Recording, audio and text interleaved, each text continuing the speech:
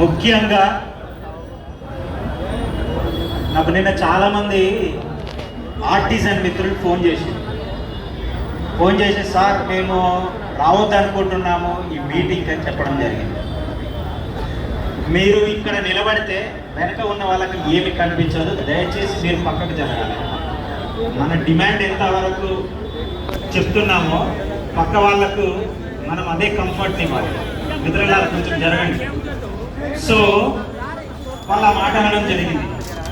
ఎందుకు గత 2 నెలల క్రితం వాళ్ళు చేసినటువంటి ఏదైతే సమ్మె ఉందో దానికి జేఏసీ నుంచి సంపూర్ణ మద్దతు లేదు.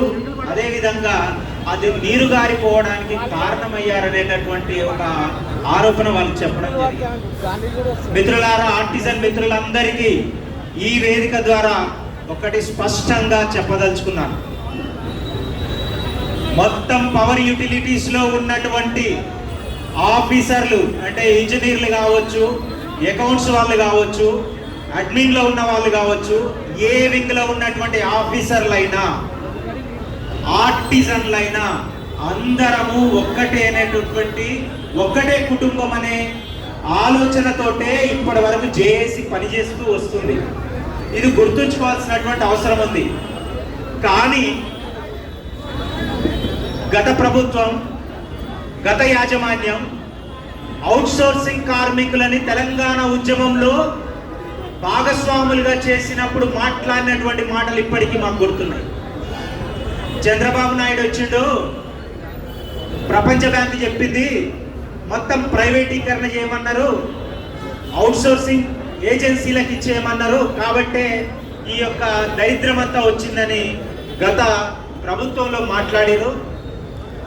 ఆ యొక్క చంద్రబాబు నాయుడు గారు చేసినటువంటి ఏదైతే విధానం ఉందో దాన్ని పూర్తిగా ఎత్తేస్తామన్నారు. అన్నారా లేదా? మనం తెలంగాణ ఉద్యమంలో పూర్తిగా ఎత్తేయాల్సినటువంటి పరిస్థితులలో ఆర్టిజన్ అనే ఒక పదం ఎట్లొచ్చిందనేది ఇప్పటి వరకు ఎవరికి పూర్తిగా తెలియదు. గత ప్రభుత్వము, గత యాజమాన్యం సమయంలో జరిగినటువంటి ఎన్నో విషయాలు, తెలియని చీకటి విషయాలలో జోలికి పోకుండా ఈ విషయం అయితే మాట్లాడగలను.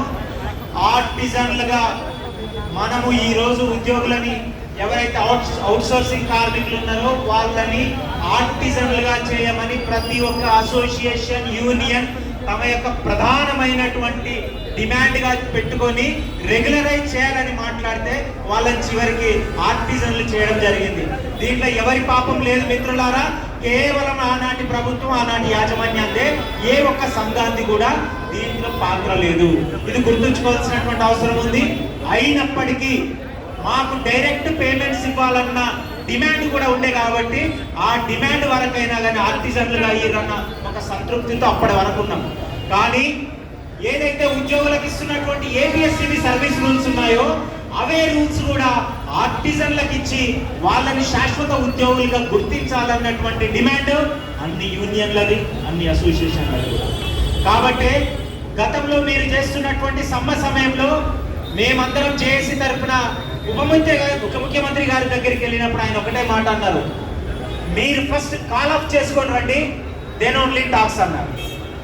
ఒకసారి కాదు, 2 సార్లు కాదు, 3-4 సార్లు ఇదే పదం, ఇదే స్టేట్మెంట్ ఆయన ఇవ్వడం జరిగింది. ప్రభుత్వం అంటే ఆ రోజు ఈ విద్యుత్ శాఖ మార్చులుగా ఉప ముఖ్యమంత్రి గారు ఉన్నారు. మరి ప్రభుత్వం తరపు నుంచి వచ్చినటువంటి స్టేట్మెంట్ అది. అంటే మీరు కాల్ ఆఫ్ చేసి వస్తే చర్చలు అన్నారు, రైట్. అదే విషయం వచ్చి మేము చాలా క్షుణ్ణంగా చెప్పడం జరిగింది. వాళ్ళందరి తరఫున నేనే చెప్పడం జరిగింది, ఆర్టిజన్ల సబ్జెక్ట్ మీరు మాట్లాడండి అంటే నేను మాట్లాడాను. నేను మాట్లాడిన తర్వాత బయటికి వెళ్ళిన ఆర్టిజన్ మిత్రులు ఏం ప్రచారం చేశారంటే, ఇన్నాళ్ళు మేడి రమేష్ గారు మనకు చాలా గొప్పగా ఉన్నాడని మనం అనుకుంటే సారే కాల్ ఆఫ్ చేయమన్నాడు, కాబట్టి రమేష్ సార్ నమ్మొద్దని. మిత్రులారు ఒకటి గుర్తుపెట్టుకోండి, మనం ప్రభుత్వ ఉద్యోగం, మనం ప్రభుత్వ పక్షము కాదు, ప్రభుత్వానికి వ్యతిరేకం కాదు. కానీ ప్రభుత్వం ఏ టాస్క్ ఇస్తే, ఏ పాలసీ ఇస్తే ప్రజలకు కావాల్సిన పనులు చేయడంలో మనం ముందుండాలి. ఉద్యోగస్తులుగా అంతవరకే మన బాధ్యత. ప్రభుత్వమే చెప్పినప్పుడు, ఆ విషయం మీతో చెప్పినప్పుడు కొత్తగా వినూత్నంగా మీరు ఆలోచించి సాధించింది ఏంటి? మొత్తం ఉద్యోగ సంఘాలను కాదని ఏదైతే తెలంగాణ ఉద్యమంలో కీలకంగా ఉన్నటువంటి కోదండరాం సార్ని అద్దంకి దయాకర్ అన్న తీసుకొని వెళ్ళారు. సంతోషం. ఏమైంది సమస్య? సమస్య ఏం జరిగింది? దానికి ఏమైనా పరిష్కారం దొరికిందా? ఎందుకంటే వాళ్ళు చాలా బిజీగా ఉన్నటువంటి ప్రజాప్రతినిధులు. వాళ్ళకి ఈరోజు సమయం ఉండొచ్చు, మీకు సమయం ఖాళీగా ఉండి ఇచ్చి ఉండవచ్చు, మీ యొక్క సమస్య తీవ్రత వాళ్ళకు తెలిసి ఆవేదనతో వచ్చి ఉండవచ్చు. కానీ ప్రభుత్వ అధినేతలకి ఉన్న సమయభావం దృష్ట్యా వాళ్ళు ఈరోజు సమయం ఇవ్వలేని పరిస్థితి. మీరే వచ్చి అరే దీని విషయం ఏం చేయాలి, మళ్ళీ ఏం చేయాలని మీరు మాట్లాడారు. ఇప్పటి వరకు ఆర్టిజన్ల జేఏసీ తీసుకున్నటువంటి ఏదైతే కాలాఫ్ ఉందో, ఆ రోజు మాట్లాడినటువంటి మాటలకు అనుగుణంగా మీరు కాలాఫ్ చేసిరో, అది ఇప్పటిదాకా ఒక్క సమస్య కూడా ముందుకు పోలే. ఒక్క సమస్యకి పరిష్కారం దొరికే దిశగా ముందుకు పోలే యాజమాన్యాలు. అందుకే నేను ఆ రోజు చెప్పిన, ఒకవేళ ఉద్యోగ సంఘాలు నమ్ముకొని ఉంటుంటే మేము ఏ క్షణమైనా కానీ ఇప్పటికీ కూడా కీలక